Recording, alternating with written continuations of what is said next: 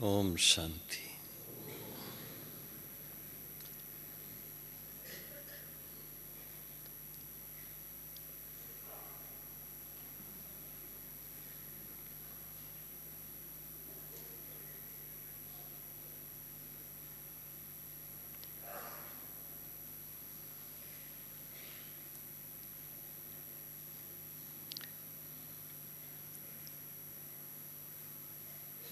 आज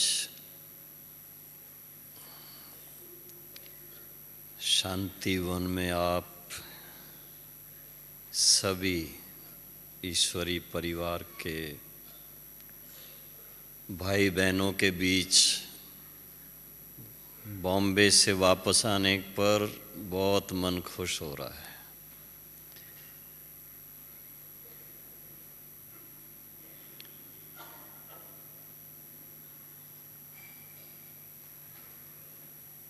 बहुत कंट्रास्ट नज़र आता है। बॉम्बे में आवाज़ की दुनिया और शांतिवन में शांति की दुनिया।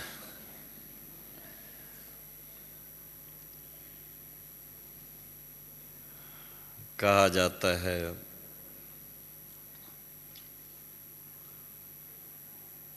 कि जिस स्थान का कोई व्यक्ति हो उसको वहाँ ज़्यादा अंदर का सुख मिलता है। हम सब आत्माओं को कहाँ सुख मिलता है? कहाँ? ऊपर? ऊपर तो सुख की बात ही नहीं है और ना हम ऊपर रहते हैं, बहुत टेम्परेरी जाते हैं। बाबा ने सबको, खासकर जो बाबा के वारिस बच्चे हैं, ब्राह्मण सो देवता बनने वाले हैं, जिन्होंने बाबा को पहचान लिया है, जिन्होंने ईश्वरी ज्ञान को अच्छी तरह समझ लिया है और जिन्होंने ये तय कर लिया है कि हमारे जीवन का लक्ष्य क्या है, ऐसी आत्माओं को सच्चा सुख वहीं मिलता है जहाँ अपने इस तरह के थिंकिंग वाले, ऐसे चाहना वाले, ऐसे संस्कारों वाले भाई बहनें साथ में होते हैं।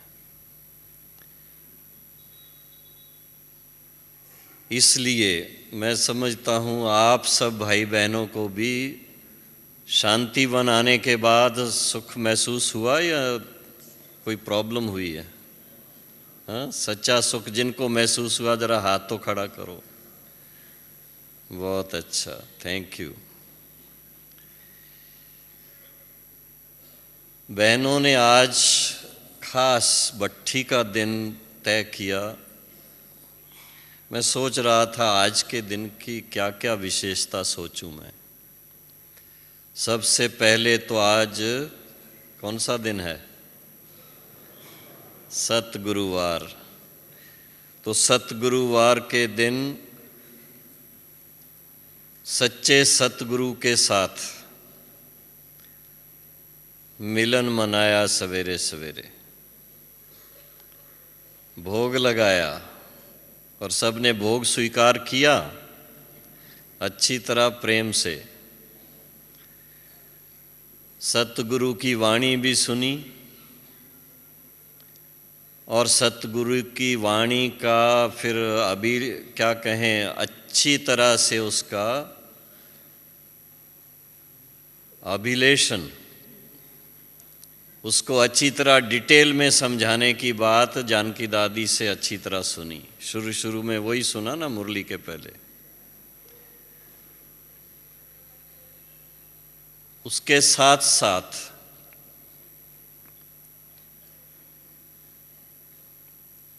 सुनने के बाद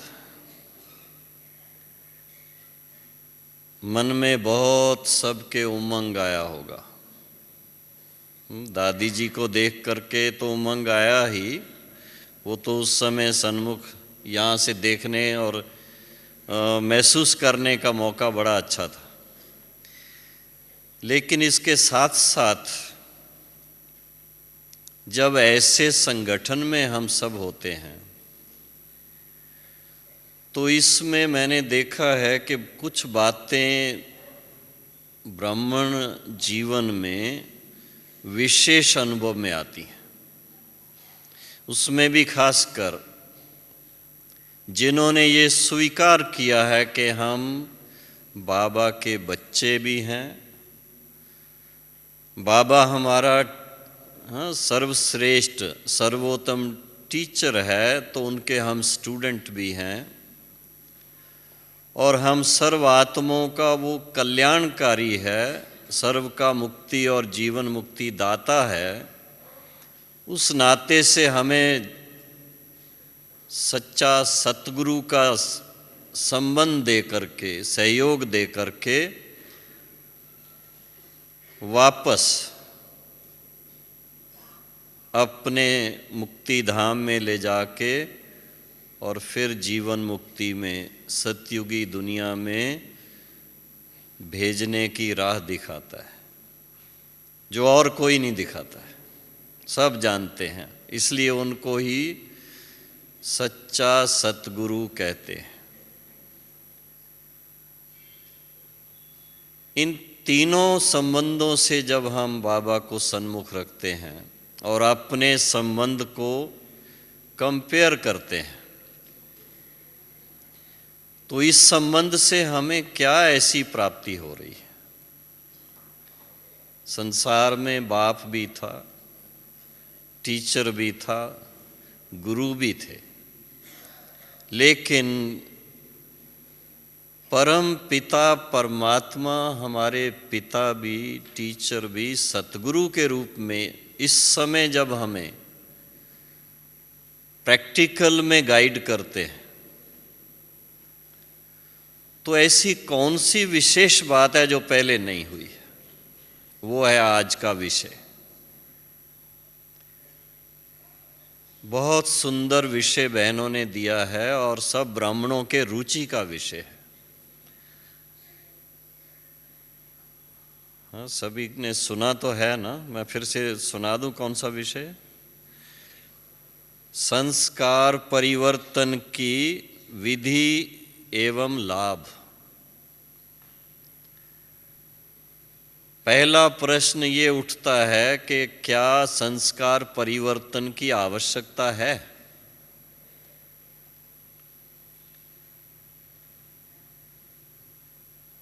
यूं तो कहते हैं कि हर कोई अपने संस्कार साथ लेके ही आता है।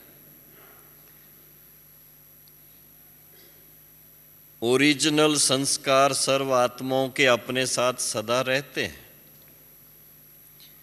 लेकिन उसमें ड्रामा का पार्ट प्ले करते करते द्वापर और कलयुग में कुछ दूसरे संस्कार भी मिक्स हो जाते हैं। कभी कभी ये पता ही नहीं चलता है कि ये मेरा संस्कार है जो अच्छा नहीं है। तो ये विचार किया कि जब हम ब्राह्मण बनते हैं, बाबा के बनते हैं, तो हमें पहले पहले तो इसकी स्मृति आने लगती है कि मेरे वास्तविक संस्कार ऊंचते ऊंच परम पिता की संतान होने के नाते मेरे वास्तविक संस्कार कौन से हैं। कभी कभी बहुत सहज रीति से एक दो को अपनी वीकनेस के संस्कार बड़े स्पष्ट बता देते हैं। हाँ, किसी को छोटी मोटी बात पे नाराजगी होती हो, गुस्सा आ जाता हो, मुख से कोई शब्द ऐसा निकल जाता हो, तो बहुत सरलता से स्वीकार कर लेते हैं, भाई ये मेरा थोड़ा एक कमजोरी संस्कार की है, ये गुस्सा आ जाता है।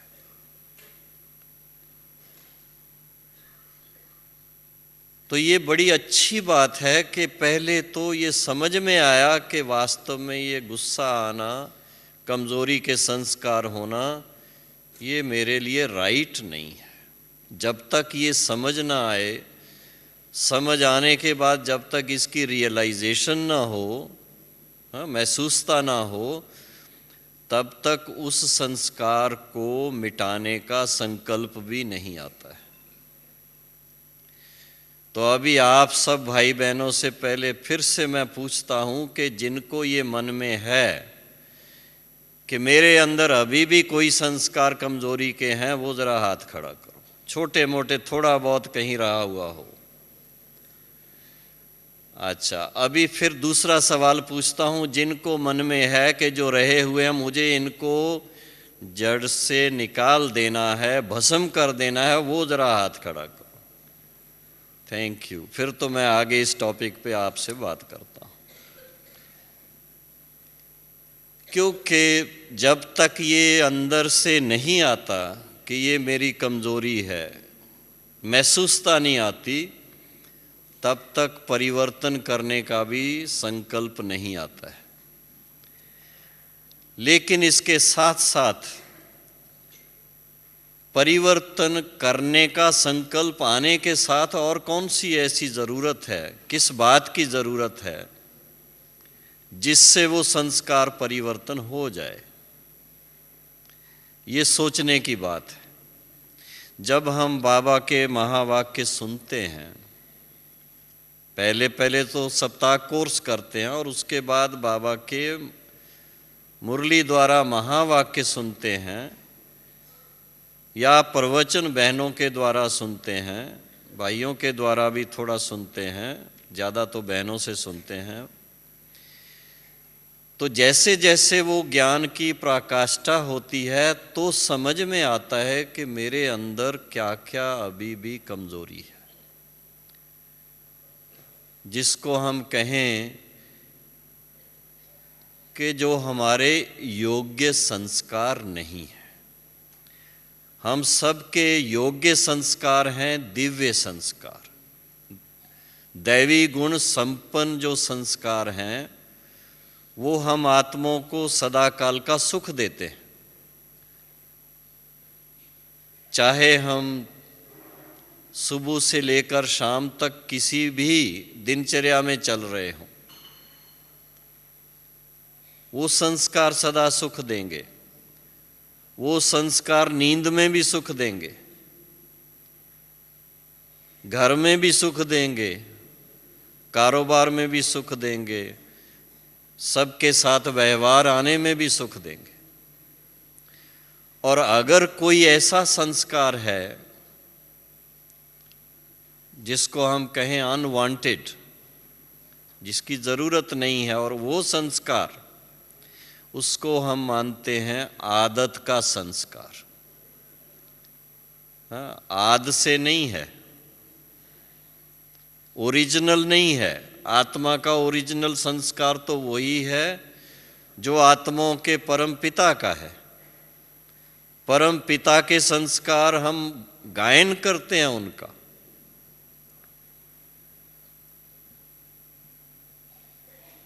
हर एक गुण के सागर उनको मानते हैं। तो जो गुणों के सागर पिता हैं, सर्वशक्तिवान हैं, जिनमें इतनी शक्तियां हैं, वो सर्व हम आत्माएं उनसे वर्षे में प्राप्त करते हैं। लेकिन वर्षे में प्राप्त की हुई जो संपत्ति कहो, शक्ति कहो, गुण कहो, आधा कल्प तक सुख देते और उसके बाद वो वीकनेस आने लगती है।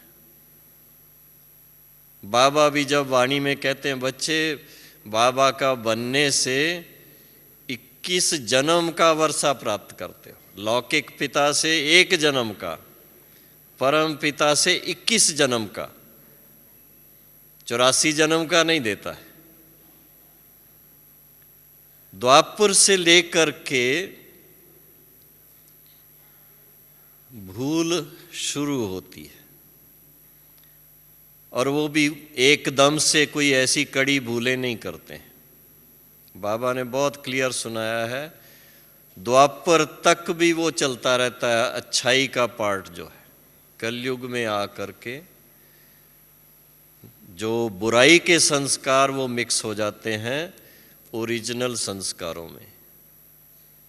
तो इस बात को पहले महसूस करना, परिवर्तन करने से पहले महसूसता बहुत ज़रूरी है। जानकारी, अवेयरनेस, फिर उसके बाद महसूसता के बाद उसकी नॉलेज चाहिए, ज्ञान चाहिए कि परिवर्तन आएगा कैसे। बिना ज्ञान के परिवर्तन नहीं आता है।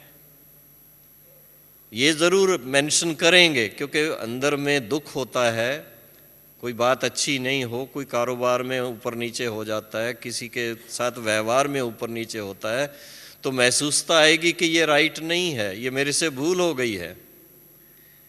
लेकिन वो बार बार भूल होते होते संस्कार नेगेटिविटी का बन जाता है।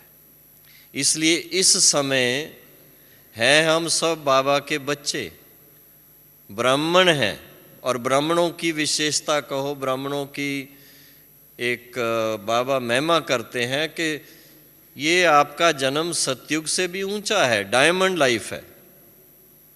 वो गोल्डन एज की है, ये डायमंड एज है। उस नाते से नशा देखो तो ब्राह्मणों का सबसे श्रेष्ठ है। लेकिन डायमंड एज में अगर कोई छोटी मोटी भूल हो जाती है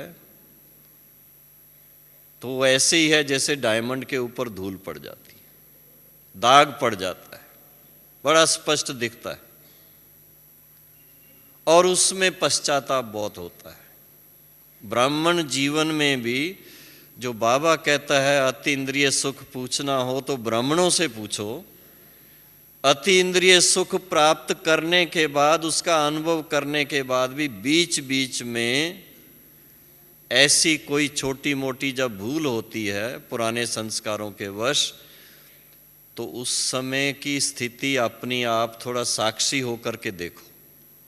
वो सुख की नहीं होती है, वो अतीन्द्रिय सुख की नहीं होती है, वो आनंद की नहीं होती है, पश्चाताप की होती है, दुख की होती है, आनंद की नहीं होती।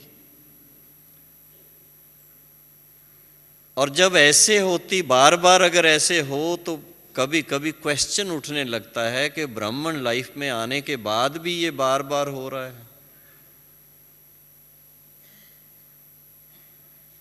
तो खुद में ढूंढना पड़ता है कि कारण क्या है। कारण एक ही है कि जिस चीज को समझ रहे हैं, जिस चीज को महसूस कर रहे हैं कि ये राइट नहीं है,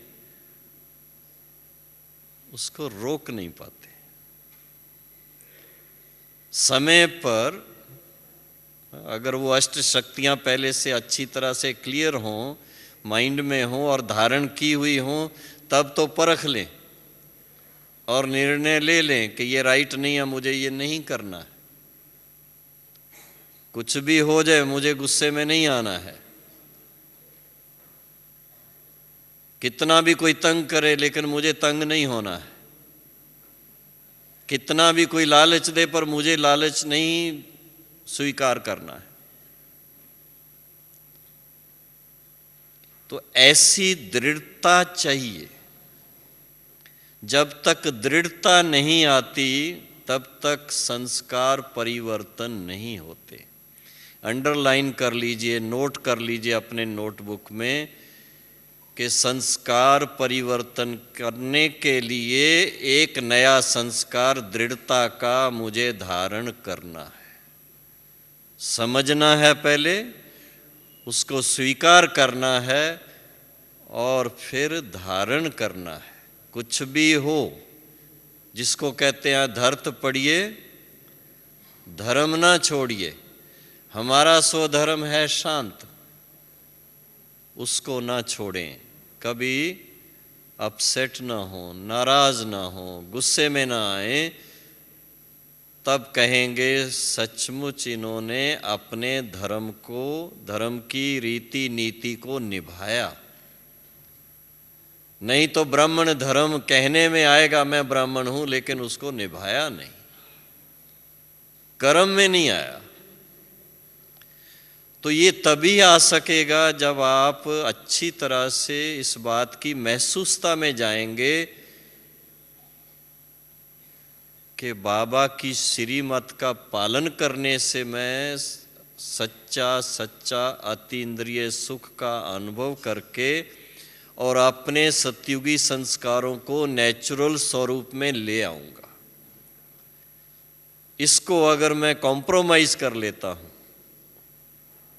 सिचुएशन ऐसी आ जाती है, बहुत प्रॉब्लम आ जाती है, और ऐसे टाइम पर अपना धैर्य खो बैठते हैं, अपने असूलों पे कायम नहीं रह पाते हैं, तो फिर आपकी दृढ़ता की कमी है। संस्कार परिवर्तन करने के लिए दृढ़ता का संस्कार बहुत अच्छी तरह से धारण करना हमारे जीवन में आवश्यक है।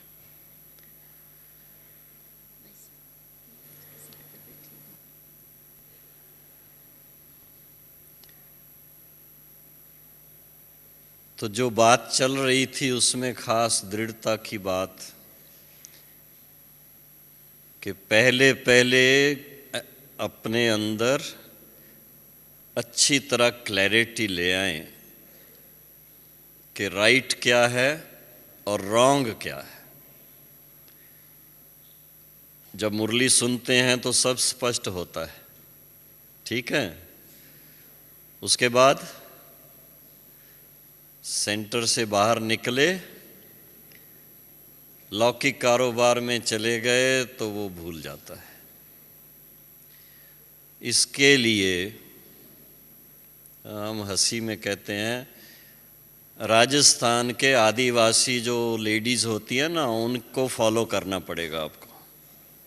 किस बात में? वो अपने इधर छोटा सा शीशा रखती हैं, बार बार अपने आप को बीच बीच में देखती हैं, ठीक है। तो कौन सा शीशा रखेंगे अपने पास? कौन सा शीशा है? शीशा है जिसमें सब स्पष्ट नजर आता है, बहुत क्लियर। कौन सा शीशा है? श्रीमत। बाबा की श्रीमत है। शुरू शुरू में बड़ा अच्छा स्लोगन लिखा रहता था, पवित्र बनो योगी बनो, हर सेंटर पे लिखा हुआ है। तो वो बार बार अपने आप को स्मृति दिलाने का सहज तरीका है। जैसे ही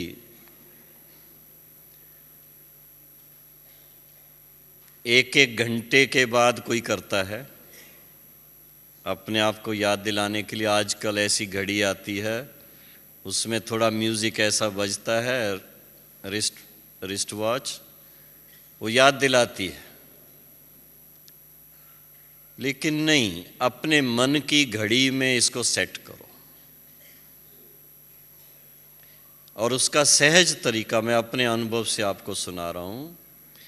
कोई भी कार्य शुरू करना है, छोटे से छोटा, बड़े से बड़ा, शुरू करने से पहले बुद्धि बाबा की तरफ ले जाओ। जैसे अपने किसी मित्र को बार बार सुनाते हैं ना, भाई आज मैं ये कार्य करने जा रहा हूँ, अभी मैं ये करने जा रहा हूँ, अभी मेरा ये प्लान है। बाबा सबसे समीप हमारा संबंधी भी है और दोस्त भी है। खुदा दोस्त है हम सबका। तो दोस्त के नाते से बाबा के साथ अगर आप शेयर करना सीख जाओ तो क्या होगा? श्री श्री के साथ आपकी दोस्ती होने से आप स्वयं सदा अपने श्री स्वरूप में स्थित रहेंगे और श्रीमत पर ध्यान देते रहेंगे। हर कार्य के लिए बाबा की श्रीमत मिली हुई है, चाहे लौकिक में रहते हैं चाहे अलौकिक में रहते हैं। हर बात के लिए श्रीमत, तो आपसे भूल नहीं होगी। अपने अंदर शक्ति भरने के लिए श्रीमत का माजून हमेशा हम लेते रहें। माजून समझते हैं ना? सर्दियों में खास शक्तिशाली खुराक खाते हैं। अभी सर्दियां शुरू हो रही हैं, ठीक है? ये सीजन में पहला बाबा का टर्न है भारत के लिए। और पहले टर्न में, टर्न कब से रखते हैं? जब भाई ऐसा मौसम शुरू हो जाए, गर्मी ना लगे सब। तो अभी से अगर खुराक लेते रहेंगे तो शक्तिशाली बन जाएंगे, क्योंकि संस्कार परिवर्तन के लिए शक्ति चाहिए। शक्ति के बिना संस्कार चेंज नहीं होते हैं, और ईश्वरी शक्ति चाहिए। आप प्रैक्टिकल सोच लीजिए, जब से भक्ति मार्ग शुरू हुआ 2500 साल, गुरु किए, शास्त्र पढ़े, यात्राएं की, पूजा पाठ किया, मंत्र जाप किया, सब कुछ किया, पर संस्कार वापस सतयुगी नहीं बने। एप्रिशिएट करते रहे, देवताओं की महिमा गाते रहे, पर खुद पुजारी ही रहे। अब बाबा जब पूज्य बना रहा है, उस लक्ष्य को सामने रखने से लक्षण आएंगे। बिना लक्ष्य के लक्षण नहीं आते हैं। और हर ब्राह्मण को ऊंचते ऊंच लक्ष्य रखना जरूरी है। जो पिछली अव्यक्त मुरली विदेश के भाई बहनों के सन्मुख यहीं पर बाबा की थी, उसमें बाबा ने खास कहा, संपूर्ण बाबा और मम्मा के सिवा बाकी सब बनने का पुरुषार्थ कर रहे हैं। बहुत स्पष्ट बोला था। तो हम सबको उससे उमंग आना चाहिए कि हम अपनी संपूर्ण स्थिति को पाने के लिए संस्कारों को क्या करें? संपूर्ण परिवर्तन करें, थोड़ा नहीं, संपूर्ण सतोप्रधान संस्कार बनाने का लक्ष्य रखें। जब तक हाईएस्ट लक्ष्य नहीं रखते, तब तक परिवर्तन नहीं आता। उसके लिए मेहनत जरूर करनी पड़ेगी। और मेहनत क्या है? मेहनत है एक तो दृढ़ता की, जो मैं आपको पहले सुना रहा था। अपने आप के साथ थोड़ा स्ट्रिक्ट होना पड़ता है। हर एक जानता है कि मेरे अंदर कौन सी ऐसी कमी का संस्कार, और उसके लिए अगर स्ट्रिक्ट नहीं होते तो संस्कार कभी बदलता नहीं है। इसलिए आज के दिन जब बाबा का विशेष दिन है, बाबा ने देखो हर मुरली में, पिछली मुरली में भी खास और उसके पहले भी अलग अलग ढंग से थोड़े इशारे दिए, वार्निंग दी है समय के बारे में। तो हम लोग कभी कभी समय का भाव ये लेने लगते हैं जो दुनिया के हिसाब से, विनाश के हिसाब से, और हमें लेना किस हिसाब से चाहिए? बाबा कभी कभी तो बहुत अच्छा स्पष्ट कहते हैं कि आप सबकी अपनी स्थिति से विश्व का परिवर्तन होना है। जब ब्राह्मणों की स्थिति सतोप्रधान बने, ब्राह्मणों के संस्कार सतोप्रधान बने, तो विश्व का परिवर्तन हो। डरने के लिए बाबा नहीं कह रहा है, डर भी चाहिए।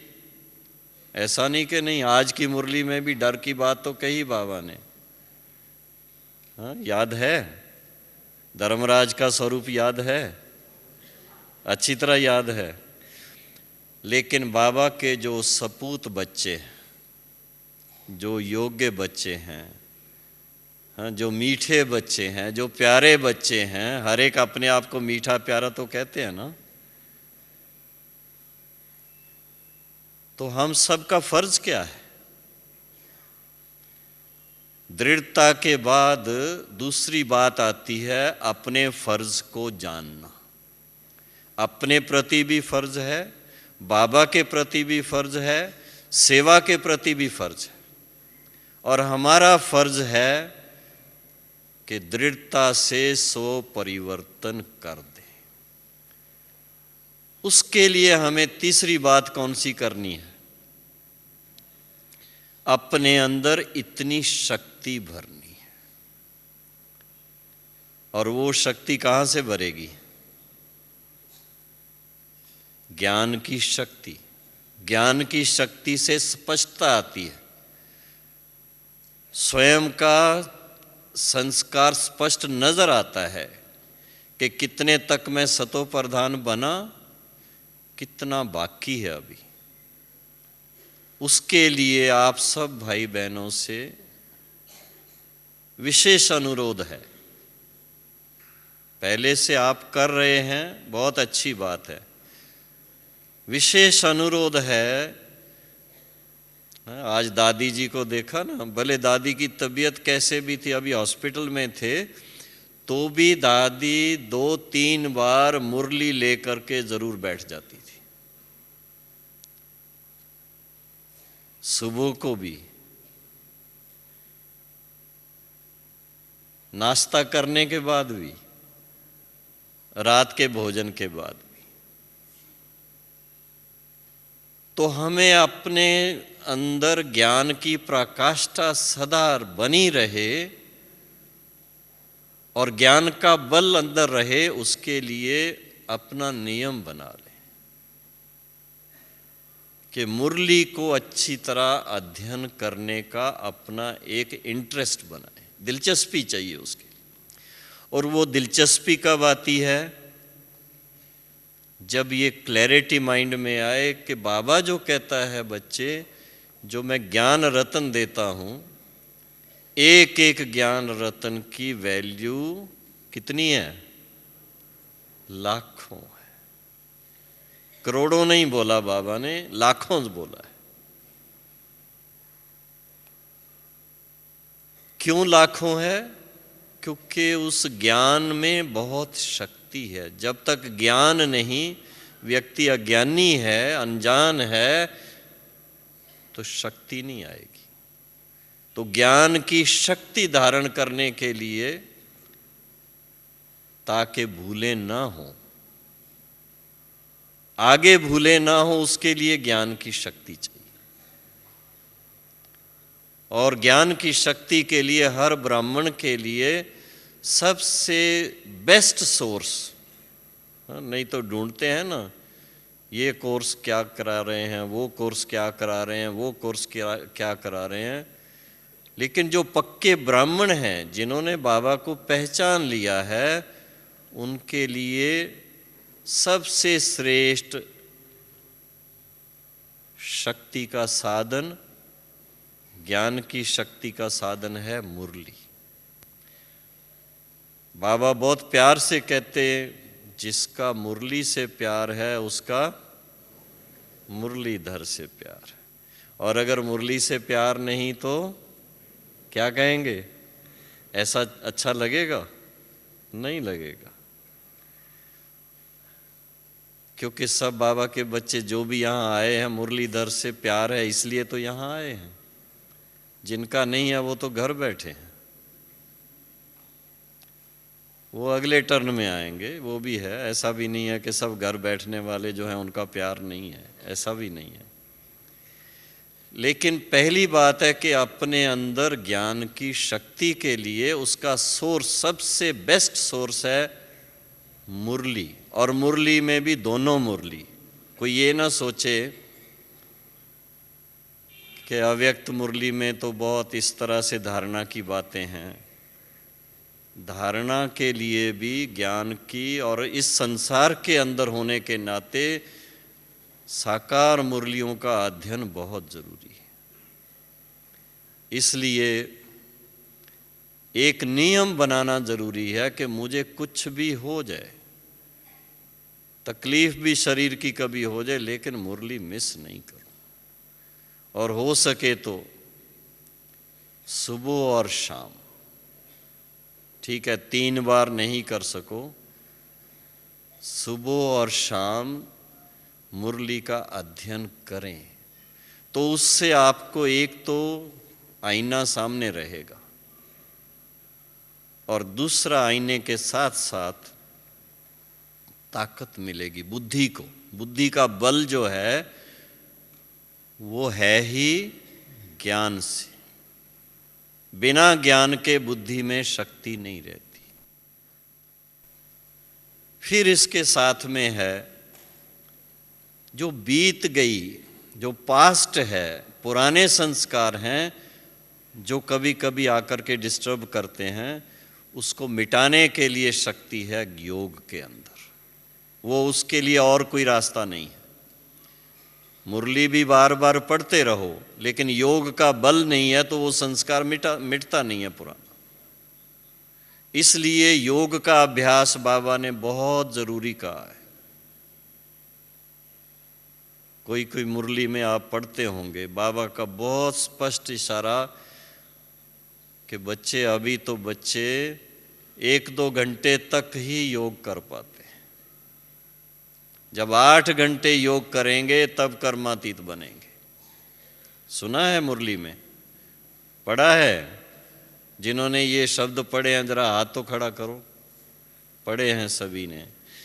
अच्छा, जो 1 घंटा सारा दिन योग में रहते हैं, 1 घंटा, वो हाथ खड़ा करें। जो 2 घंटा, 3 घंटा, 4 घंटा, अच्छा सीधा ही 8 घंटा कौन रहते हैं, जरा हाथ खड़ा करो। एक भी नहीं है। तो इससे स्पष्ट है अभी एक भी कर्माती स्थिति के पास नहीं है। मेरे सहित मैं भी नहीं हुआ। किया है पुरुषार्थ, ऐसा नहीं कि नहीं किया, किया है। 8 घंटे किया है। 1 महीने तक 8 घंटे किया, वो भी अनुभव किया है। पर इस समय जो है दूसरी सेवाओं के साथ जुड़े रहते हैं, तो कर्म योग है। उसको बाबा कहता है वो तपस्या नहीं है।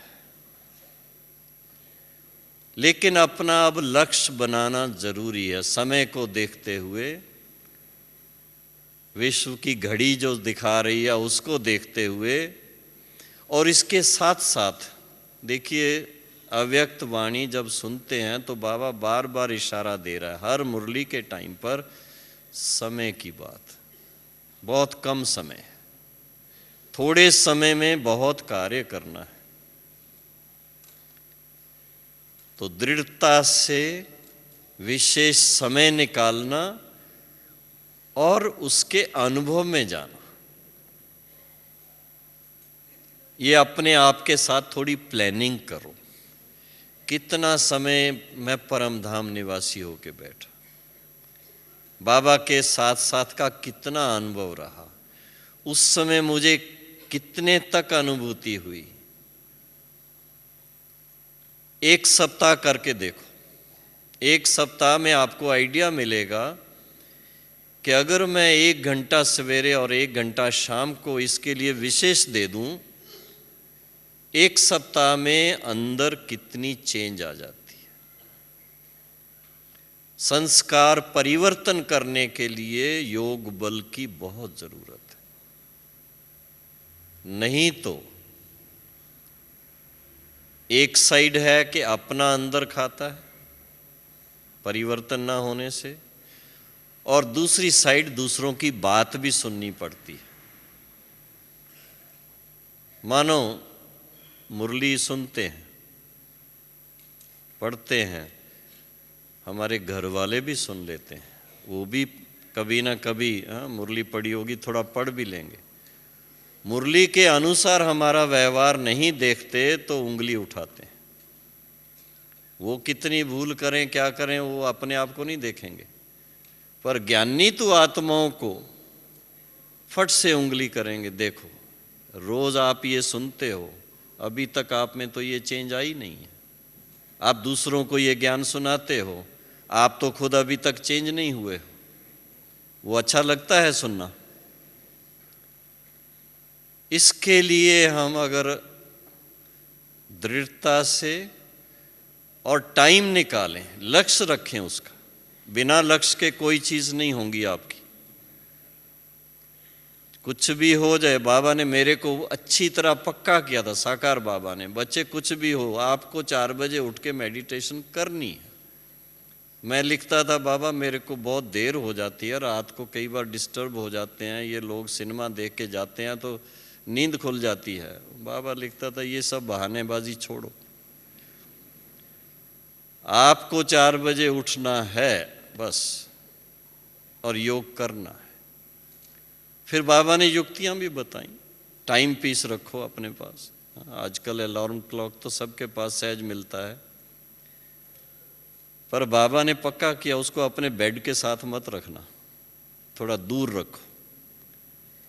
जब वो आवाज करे तो उठेंगे ना बेड से, तब जाके बंद करेंगे, नहीं तो बंद करके फिर सो जाएंगे। तो बाबा प्रैक्टिकली हम बच्चों का, मैं तो यही कभी कभी साखी होकर के अपने सोचता रहता हूँ कि हमारे कल्याण के लिए जितना बाबा को फिक्र है, हम बच्चों को अपना फिक्र नहीं रहता। हम भूल करते रहेंगे, थोड़ा सा क्या कहें वो सुस्ती कर लेंगे, पर बाबा को, हम बच्चों को श्रेष्ठ से श्रेष्ठ बनाने की जितनी चिंता है और किसी को नहीं है। और क्यों, ये भी सोचने की बात है। बाबा को क्यों चिंता है? अगर हम सब आत्माओं के अंदर परिवर्तन नहीं आता है तो किसका नाम बदनाम होता है? माता पिता का, टीचर का, सतगुरु का, तीनों का नाम बदनाम होता है। अब अपने आप से थोड़ा सा ये पूछना पड़ता है कि मेरे इस संस्कार के परिवर्तन न होने से मैं कहीं बाबा का नाम तो नहीं बदनाम कर रहा। ये सावधानी चाहिए। ऐसी सावधानी अपने पास रखेंगे तो आपसे भूल भी नहीं होगी और संस्कार परिवर्तन करने की दृढ़ता आएगी, और दृढ़ता के साथ साथ प्लानिंग करेंगे कि मुझे विशेष ध्यान देना है। लेकिन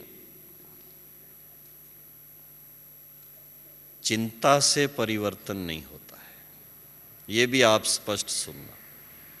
कई बार हम संस्कार परिवर्तन करने की चिंता में चले जाते हैं। चिंता से नहीं होगा, उमंग से होगा, खुशी से होगा। जितना उमंग में आकर के अपना प्लान बना करके उसको फॉलो करेंगे कि मुझे जब भी मेडिटेशन में बैठना है कुछ नया अनुभव करना है। कभी बाबा ने बहुत अलग अलग तरीके से स्पष्ट किया हुआ है और हम लोग अभ्यास करके खुद भी उस चीज को अनुभव करते हैं।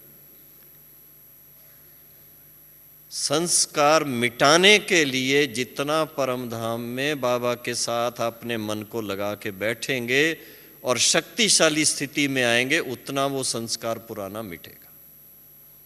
अनवांटेड संस्कार जो है, जिसकी जरूरत नहीं, वो उससे मिटेगा।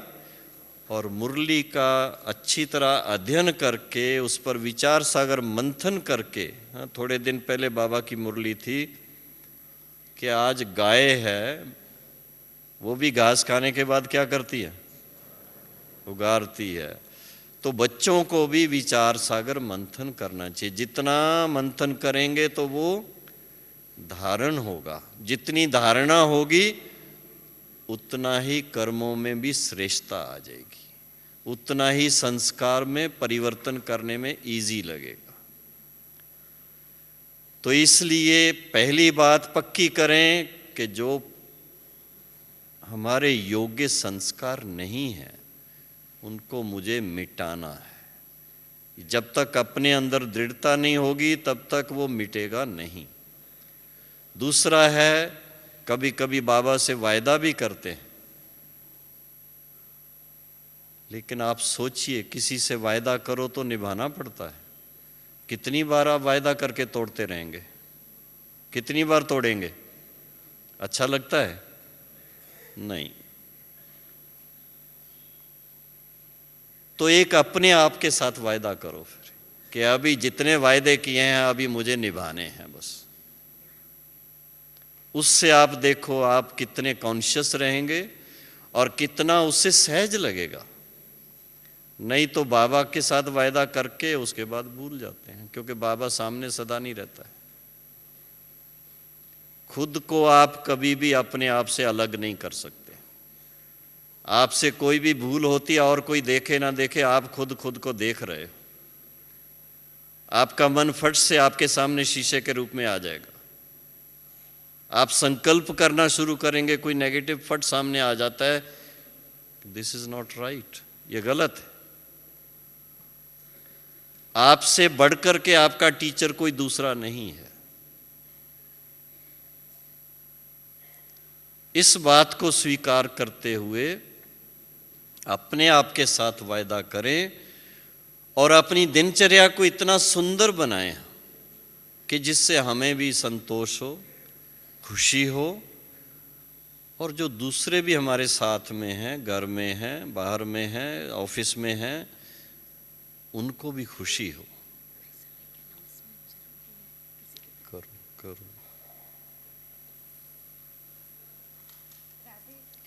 राधे श्याम जी, फरीदाबाद के राधे श्याम जल्दी ही एवर हल्दी हॉस्पिटल में पहुंचे। बीदी गोरा की तबीयत बहुत ख़राब है, उनको हार्ट की प्रॉब्लम हो गई है। राधे श्याम जी फरीदाबाद के एवर हल्दी हॉस्पिटल में पहुंचे।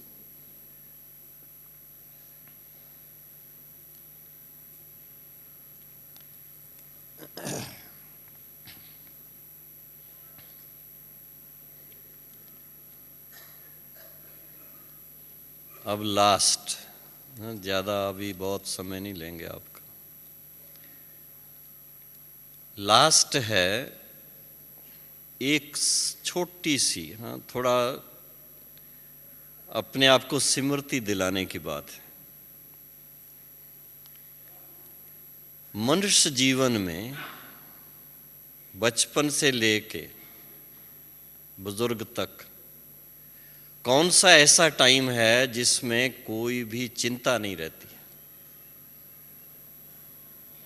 कौन सा टाइम है? बाल अवस्था, बचपन है ना। छोटे बच्चे जितना सुखी रहते उसका कोई कंपैरिजन नहीं। तो क्या करना होगा? अपने आप को सदा याद दिलाओ, हम कौन, किसकी संतान।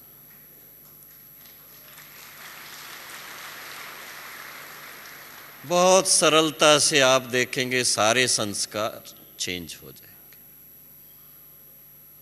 हम बाबा के बच्चे हैं, सपूत बच्चे हैं। इतनी सरलता आ जाती उसमें, इतनी स्पष्टता आ जाती, इतनी सत्यता आ जाती, और इतना अंदर का आनंद आ जाता है, सुख आ जाता है। सबसे बड़ा परिवर्तन भी है और सबसे सहज परिवर्तन भी है कि इस बात को, इस सत्यता को स्वीकार कर लें। ये सत्यता है, कोई इमेजिनेशन नहीं है। हम सर्व आत्माएं बाबा की संतान हैं, बच्चे हैं। रोज मुरली के लास्ट में क्या सुनते हैं? मीठे मीठे सिकीले दे बच्चों को। तो वो एक रट लेते हैं, लेकिन उसके भाव में जाइए आप। मीठे मीठे, 2 बार कहा है, 1 बार नहीं कहा है। यानी इतने मीठे हैं। जैसे डबल ताज की बात करते हैं तो ब्राह्मण बच्चे, सतयुग में ऐसा कोई कहने वाला नहीं होगा मीठे मीठे बच्चे। वैसे ही मिठास रहेगी। लेकिन इस समय बाबा हम बच्चों को 2 बार रोज कहता है मीठे मीठे, उससे भी ज़्यादा कहता है सिकिल दे। बहुत टाइम के बाद मिले हैं, 5000 साल के बाद मिले जी। हाँ, मीठे बच्चे 1 बार कहते हैं। तो मीठे मीठे सिकिल दे बच्चे, बाप दादा का याद प्यार। अरे कौन याद प्यार दे रहा है? थोड़ा तो उमंग में आना चाहिए ना, कितनी खुशी होनी चाहिए। मैं देखता हूँ कभी कभी सेंटरों के क्लास में, उस समय बहुत प्यार से सभी भाई बहनें बोलते हैं, फिर रिटर्न में भी बोलते हैं मीठे मीठे बाप दादा को याद प्यार और नमस्ते। लेकिन वो अगर सुबह के सवेरे सवेरे ही ये अच्छी तरह धारणा हो जाए कि हम बाबा के मीठे मीठे सिकिल दे बच्चे हैं, तो सारा दिन उसका नशा रहे, भूल होगी ही नहीं कोई, उसमें ही संस्कार परिवर्तन हो जाएगा। तो थोड़ा उमंग भी चाहिए, लाइट रहना चाहिए, पर साथ साथ एक्यूरेट रहना चाहिए। एक्यूरेसी, अपना लक्ष्य जरूर चाहिए, नहीं तो परिवर्तन नहीं आता। तो संस्कारों को फाइनली, ये फाइनल बात है, हमें संस्कारों को दिव्य गुण संपन्न एक्यूरेटली बनाना है। ऐसा जब लक्ष्य रखेंगे तो संस्कार परिवर्तन का टॉपिक दोबारा कराने की ज़रूरत नहीं रहेगी, क्योंकि सब परिवर्तित होकर के फिर बाबा से महफिल बनाने के लिए आएंगे। ओम शांति। Thank you. अभी 5 मिनट सभी बाबा की याद में बैठेंगे। बहुत प्यार से बाबा के पास चल कर के बैठ के अच्छी तरह अति इंद्रिय सुख के अनुभव में जाएं।